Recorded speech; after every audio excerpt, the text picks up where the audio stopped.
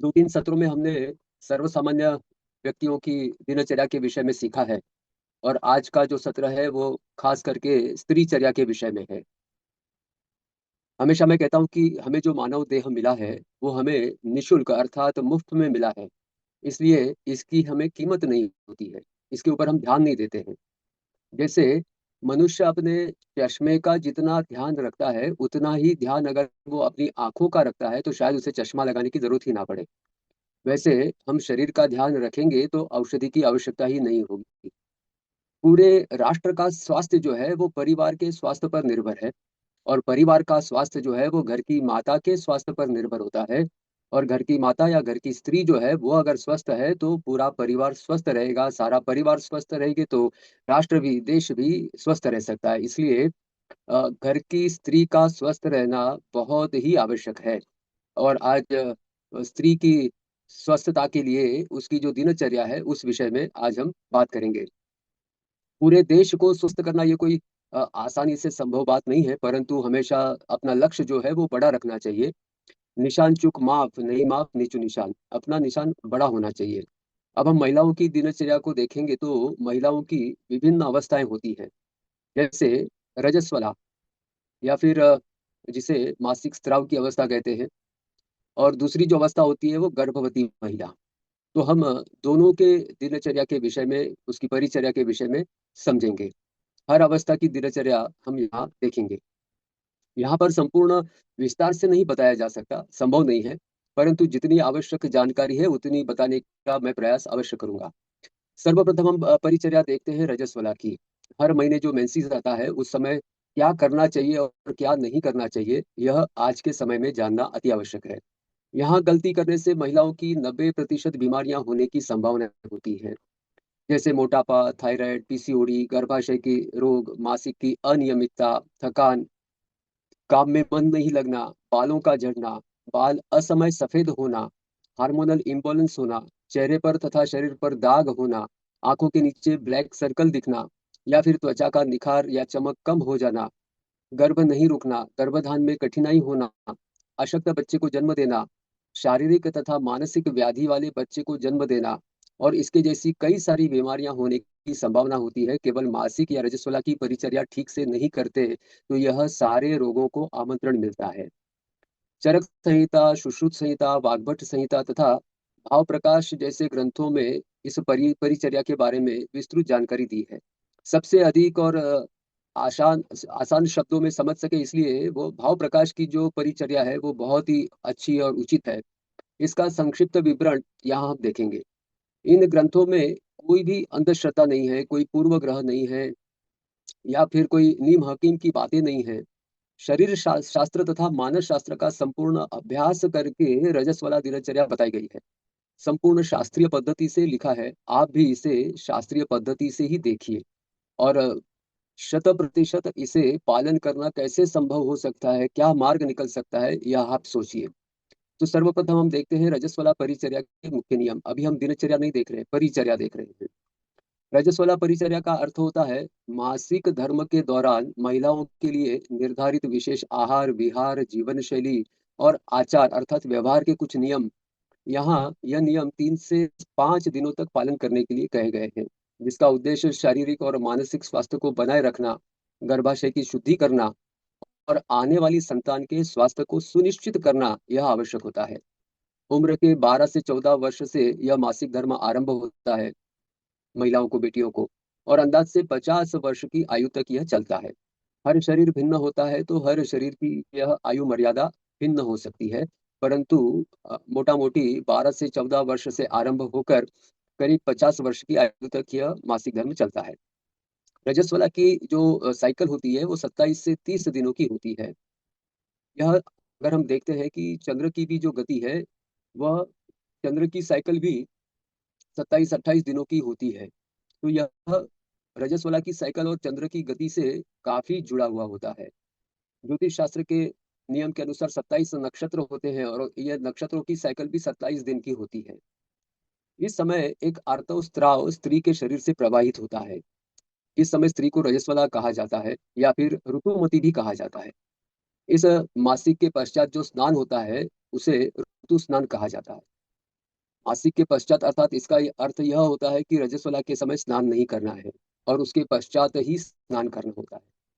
क्या क्या करना है तथा क्या नहीं करना है, इसका एक एक विषय का भाव प्रकाश ग्रंथ में विस्तार से वर्णन किया है, वह हम आगे देखेंगे। आर्तव स्त्राव के प्रथम दिन से ही परिचर्या आरंभ हो जाती है। सर्वप्रथम कहा है कि आर्तव स्नानादि दिवसात अहिंसा ब्रह्मचारिणी, अर्थात शारीरिक और मानसिक हिंसा नहीं करनी। पहले दिन से ही यह हमें जो भी रजस्वला है उसे यह पालन करना होता है। हिंसा नहीं करनी, तो शारीरिक भी नहीं और मानसिक भी नहीं। हिंसा का अर्थ किसी को मारना इतना ही सीमित नहीं है। हिंसा दो प्रकार की होती है, स्थूल हिंसा और सूक्ष्म हिंसा। शरीर से की जाने वाली हिंसा होती है वो स्थूल हिंसा है, और मन से की जाने वाली हिंसा जो है वो सूक्ष्म हिंसा है। तो यह इस रजस्वला के समय में दोनों भी हिंसा वर्जित बताई है।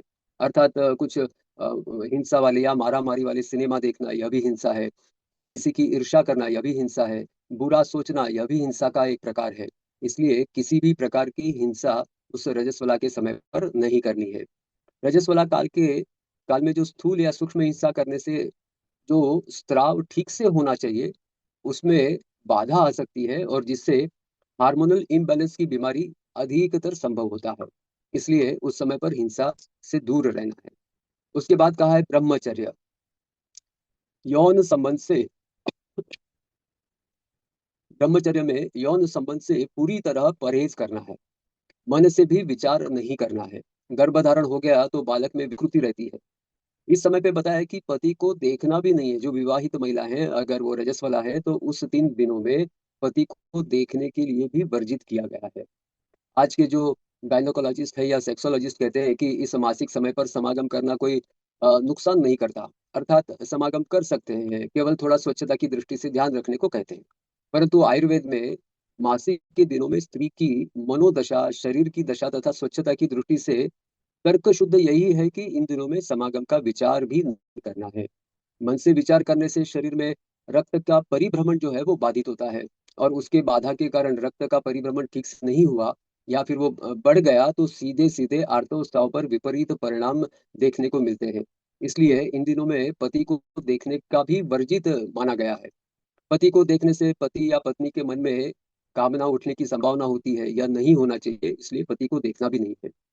सुश्रुत संहिता में ऐसा बताया है कि मेंसेस के समय में स्त्री है और उस समय समागम हो गया, तो प्रथम दिन में तो गर्भ धारणा नहीं होती है, परंतु मान लो गर्भ रह भी गया तो भी वो जीवित नहीं रहता। दूसरे दिन में मानो गर्भ धारणा हो गई तो वह बालक अल्पायुषी होता है, कई सारे रोगों से ग्रस्त रहता है। और मानो कि तीसरे दिन गर्भ धारणा हो गई तो शारीरिक या मानसिक विकलांगता होने की संभावना सबसे अधिक होती है। ऐसे में जन्मे जो बच्चे होते हैं वो पूरा जीवन शैया पर अर्थात बेड पर रहते हैं। जितना भी जीवन मिला है उस बच्चे को वह पीड़ा से ग्रस्त रहता है। एक पेशेंट आए थे मेरे पास, उनकी बेटी को लेकर। वो करीब करीब 7-8 वर्ष की बच्ची थी, और उसके हाथ पैर जो थे वो पूर्णतया मुड़े हुए थे, वो सीधे होते ही नहीं थे। उसको ऐसे दोनों हाथों में उठाकर उस बच्ची को लेकर आए थे। और यह ठीक हो सकती है क्या? उस बच्ची की आयु कुछ 8 वर्ष की थी, 7-8 वर्ष की। तो मुझे भी आश्चर्य लगा कि ऐसी ये छोटी-सी बच्ची है, ऐसे कैसे इसकी हालत है? तो काफ़ी समय तक बातचीत होने के बाद विश्वास आने पर मैंने उनको पूछा कि क्या यह मासिक के समय में हुआ था? तब उन्होंने हाँ में गर्दन हिलाई कि हाँ, तीसरे दिन ऐसा हुआ था, जिस उसके बाद गर्भधारणा हुई और ये बच्ची का जन्म हुआ। इसलिए यह बहुत ही घातक साबित होता है कि मासिक के समय में समागम करना। साथ ही मासिक के समय में समागम करने से यौन रोगों की भी संभावना अधिक बढ़ जाती है। इसलिए उस समय पे दूर रहना वही सबसे अच्छा होता है। मासिक के समय में अगर समागम करते हैं तो इसे पाप कर्म कहा गया है। आगे है गर्भशय्या, यानी अगर सोना है तो गद्दी पे नहीं सोना है, दर्भ के शैया पर। दर्भ अर्थात एक प्रकार की पवित्र और लंबी घास होती है, जिसे हिंदू धर्म में कुश या कुशा कहा जाता है। धार्मिक और आयुर्वेदिक दृष्टिकोण से इसके कई सारे महत्वपूर्ण अर्थ और उपयोग भी होते हैं।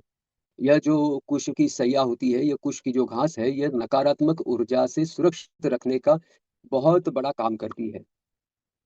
हमारे घर में ग्रहण के समय भी खाने-पीने की चीज़ों में दर्भ डाल दिया करते थे, जिससे ग्रहण की जो नकारात्मक ऊर्जा है, वो हमारे खाने-पीने के पदार्थ में ना आए। जो पितृ कार्य होते हैं, श्राद्ध, तर्पण और पूर्वजों की पूजा के समय भी गर्भ के घास का उपयोग अनिवार्य माना गया है। अनुष्ठानों के दौरान भी पुजारी या यजमान दाहिने हाथ की अनामिका में उंगली में दर्भ से बनी एक विशेष अंगूठी पहनाते हैं, जिससे आसपास की नकारात्मक ऊर्जा से हम बच सकते हैं। और दूसरा उसका लाभ होता है कि भूमि की जो ठंड होती है वह भी शरीर को नहीं लगती है। शरीर की जो भी ऊर्जा है उसके स्तर को बनाए रखने के लिए यह कुश की जो शैया है वह सहायता करती है। उसके पश्चात कहा है कि रजस्वला स्त्री का आहार कैसे होना चाहिए। तो करे शराबे परणे व हविषम त्रह माचरेता। इसका अर्थ ऐसा होता है कि वह अपने हाथों पर यानी कर अंजुलि में भोजन करे, या फिर मिट्टी के सकोरे या छोटे बर्तन में भोजन कर सकते हैं, या फिर पत्तों पर भोजन करे। और भोजन में क्या होना चाहिए, तो यह सात्विक भोजन होना चाहिए। उसके लिए शब्द है हविष्य। हविष्य अर्थात सात्विक भोजन, अर्थात भोजन सुपाच्य हो, हल्का होना चाहिए, जैसे मूंग की दाल है, चावल है, खिचड़ी है, दलिया है, लौकी है, परवल की सब्जी है। ऐसे जो सात्विक अन्न है उसी का आहार करना है। और कुछ वर्जित आहार भी बताए हैं। अधिक मसालेदार, तीक्ष्ण, खट्टे, अत्यधिक नमकीन और तीखा भोजन नहीं करे।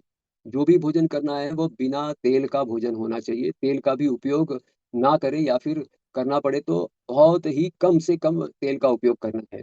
रजस्वला के समय में कोई भी ठंडी चीज का सेवन नहीं करना है, जिसमें फिर कोल्ड ड्रिंक है, आइसक्रीम है, इसका भी उपयोग नहीं करना, उसका सेवन नहीं करना है।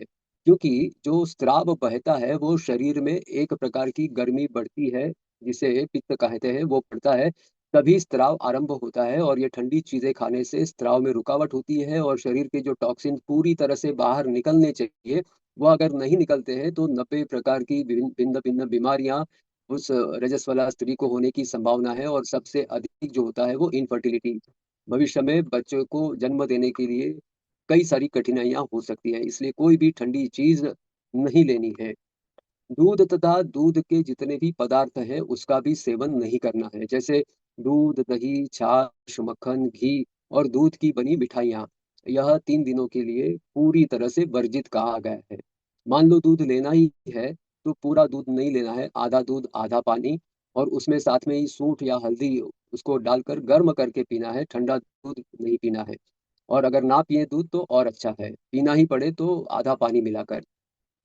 शरीर का तापमान अगर कम होता है तो प्रवाह कम हो जाएगा, जिससे शरीर की शुद्धि जो ठीक से होनी चाहिए थी वह नहीं होगी, और उसके कारण कई सारे रोग होने की संभावना होती है।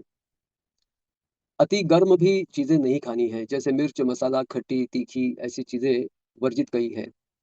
गर्म अर्थात वो चूल्हे पर गर्म की है ऐसा नहीं, जिसकी तासीर गर्म है या फिर जिसकी तासीर ठंडी है वह भी नहीं लेना है।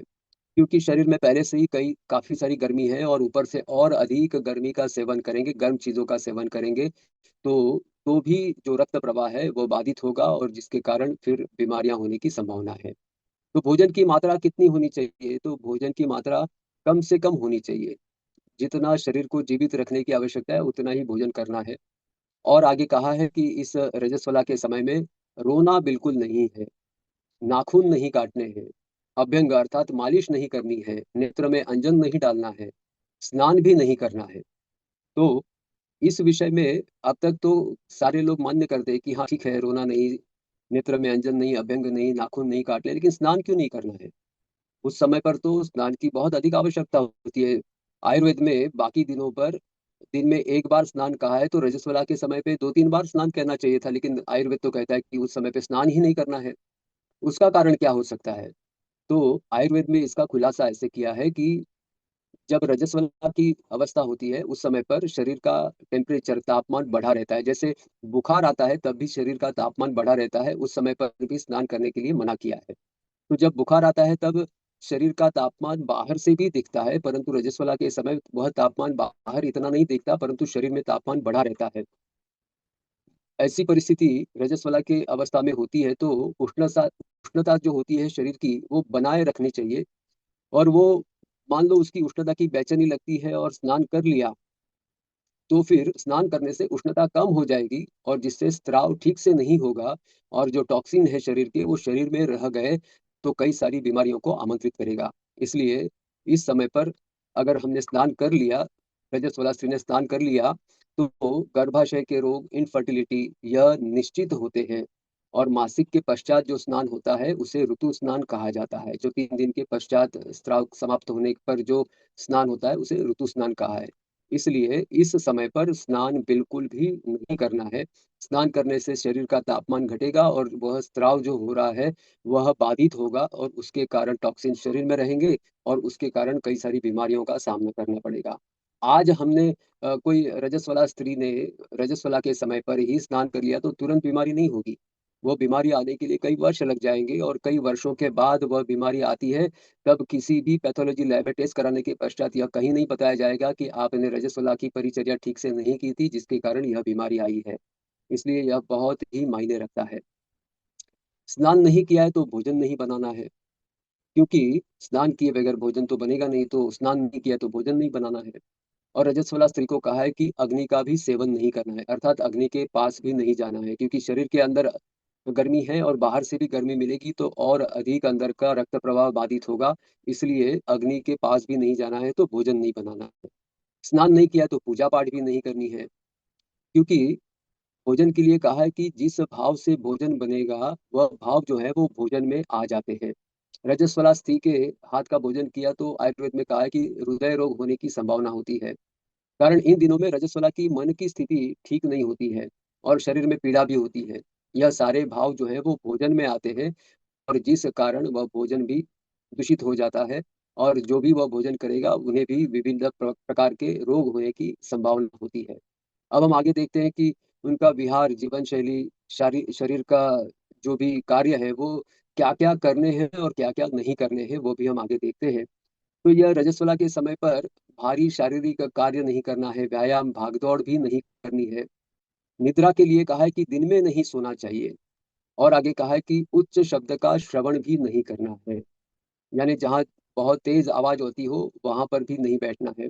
या फिर अभी तो वो डीजे लगाकर बड़ी आवाज़ में गाने सुनना, यह भी वर्जित कहा है कि यह जिससे शरीर में रक्त प्रवाह बाधित होगा और उसके कारण जो शरीर से निकलने वाले टॉक्सिन है, वो भी बाधित हो सकते हैं। इसलिए उच्च शब्द का श्रवण भी वर्जित कहा है। हास्य भी नहीं करना है, वाणी को संयम रखना है। क्योंकि एक जगह से जो शक्ति है उसका ह्रास हो रहा है, निकल रही है, तो बाकी जितने भी स्रोत हैं जहाँ से शक्ति निकलने की संभावना है, उनको सँभालना है, उनको रोकना है, शक्ति को रोक के रखना है। अन्यथा वो बल कम हो गया तो फिर कमज़ोरी आएगी और वो कमज़ोरी के कारण शरीर की रोग प्रतिकारक शक्ति बाधित होगी और जिससे कई सारे रोग हो सकते हैं। इसलिए उच्च शब्द का श्रवण नहीं करना है, हास्य भी नहीं करना है, वाणी का संयम रखना है, कम बोलना है। मानसिक श्रम भी नहीं करना है। मान लो कोई चार्टर्ड अकाउंटेंट है महिला और वो उस समय पे बहुत अधिक हिसाब करना, सोचना यह अगर करते हैं तो भी वह उनके स्वास्थ्य के लिए बाधा उत्पन्न कर सकता है। तेज पवन नहीं लेना है, यात्रा नहीं करनी है। तो करना क्या है? तो इस समय पे प्रवचन सुनना है, नाम जप कर सकते हैं। साथ में कहा है कि गहने, मेकअप और भारी कपड़े से वो पहनने से बचना है। वो मेकअप भी नहीं करना है, गहने भी नहीं पहनने हैं और भारी कपड़े भी उससे भी दूर रहना है। जिससे आचार और मानसिक स्वास्थ्य के बारे में जो बताया है कि मन को जितना संभव हो उतना शांत रखें। क्रोध, भय, शोक इनसे दूर रहना है। क्रोध भी नहीं आना चाहिए, भय भी नहीं लगना चाहिए और मन को शोक भी नहीं लगना चाहिए। यह सारी जो है वो मन को बाधित करती हैं और मन बाधित हुआ तो शरीर बाधित होगा और शरीर बाधित हुआ होगा तो रक्त जो प्रवाह हो रहा है शरीर में वह बाधित होगा और उसके कारण जो स्राव हो रहा है वह भी बाधित होगा और वह बाधित हुआ तो शरीर में बीमारियां होने की संभावना सबसे अधिक होती है। अत्यधिक हंसना नहीं है, रोना भी नहीं है। भावनात्मक स्थिरता यह अपनी बनाए रखनी है। तो अगर ये रजस्वला परिचर्या करते हैं तो इसके क्या लाभ हो सकते हैं? तो सबसे पहला तो दर्दनाक माहवारी से हम बच सकते हैं, यानी वो दर्द नहीं होगा माहवारी में जो होता है। इर्रेगुलर मेंसेस जो समय पर नहीं होता है, वह भी हम सुधार सकते हैं। हार्मोनल संतुलन, अभी तो कई सारी लड़कियाँ तथा महिलाएँ हैं जो हार्मोनल इम्बैलेंस के शिकार हैं। अगर ये रजस वाला परिचर्या ठीक से करते हैं, तो ये हार्मोनल संतुलन जो है वो अपने आप बनने लगेगा। यह वात, पित्त और कफ दोषों को भी संतुलित रखता है।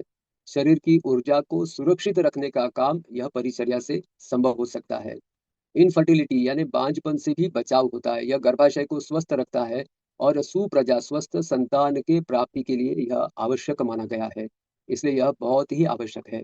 गर्भाशय की शुद्धि इन दोषों के शमन से होती है इसका अगर निष्कर्ष निकालते हैं तो आधुनिक जीवन शैली में तनाव और गलत खान पान के कारण गर्भाशय संबंधी जो रोग बढ़ रहे हैं, वो रजस्वला परिचर्या का पालन न करना इनफर्टिलिटी का एक कारण होता है। यह एक निवारक अर्थात प्रिवेंटिव और उपचारात्मक दिनचर्या है, जो महिलाओं के प्रजनन और स्वास्थ्य के लिए बहुत ही आवश्यक है। यह जो अब तक हुई यह भूमिका थी, और वास्तव में दिनचर्या रजस्वला की कैसे होनी चाहिए, यह हम अगले सत्र में देखेंगे, क्योंकि अभी केवल 2 मिनट बचे हैं। इस 2 मिनट में अब तक का जो विवरण दिया गया, इस विषय में कुछ जिज्ञासा है तो अवश्य पूछिए, अन्यथा शांति मंत्र लेकर आज का सत्र हम यहीं पर समाप्त कर देंगे।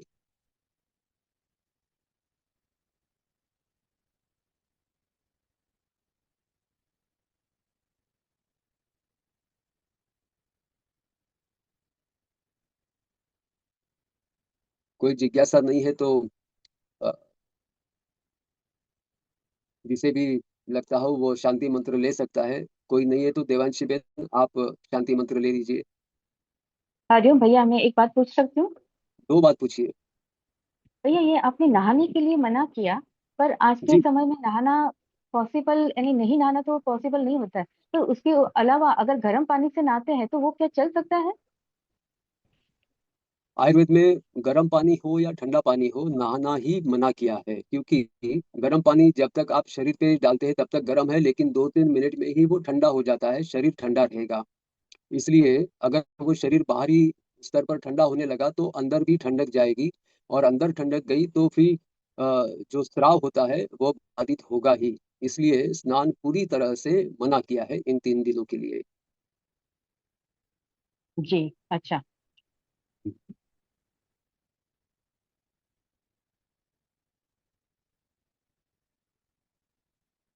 आप सभी से एक विनंती ऐसे करूंगा कि आगे वो पूरी दिनचर्या भी आएगी रजस्वला की, जिन्हें भी अभी इस रजस्वला के समय में है, जिनको अभी तक वो पीरियड्स आते हैं, मैं कह रहा हूँ इसलिए केवल 3 महीने, लगातार 3 महीने करके देखिए, आपकी जितने भी स्वास्थ्य के संबंध में तकलीफें होंगी, जो भी पीड़ा होगी, जो भी रोग होंगे, उसमें चमत्कार के रूप में आपको रिजल्ट दिखेगा।